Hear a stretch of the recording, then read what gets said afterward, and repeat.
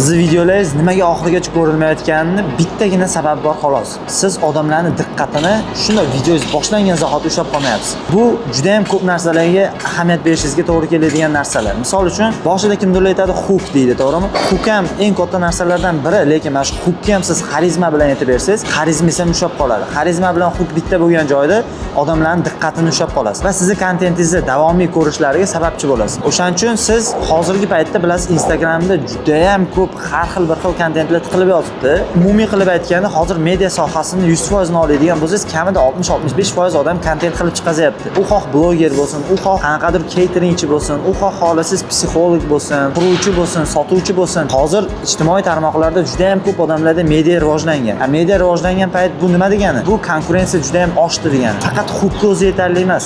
Siz xarizmangizni kuchaytiring, berayotgan ma'lumotingizni zo'r qiling va shunga yarasha hooklar tayyorlab, xarizma bilan chiqsangiz, odamlarning diqqatini boshida ushlab qolsangiz, qolgan beradigan ma'lumotlaringizni foydali qilsangiz, ana o'shandagina siz yutasiz. O'shaning uchun chiqarayotgan kontentlaringizga hushyor bo'ling. Mazmunli, mantiqli, odamlarga foyda beradigan qiling. Qo'pol qilib aytganda 100 ming prosmotr bo'lmasin, mana 10 ming, 15 ming prosmotr bo'lsin, maza qilib odamlar sizdan foydalansin. Mana shu narsa o'zi asli shaxsiy brend bo'ladi. Haqiqiy mahsulot bo'ladi, haqiqiy brendingizni hurmati bo'ladi mana shu narsa. O'shuning uchun men sizga bergan bo'lardim taklif. Birinchi o'rinda hamma hook deydi, to'g'ri. Hookni xarizma bilan kollaboratsiya qilib ishlashingizni tavsiya qilgan bo'lardim. Menga obuna bo'lib qo'ying, hali juda ham manfaatli, yaxshi kontentlar oldinda sizni kutib turibdi.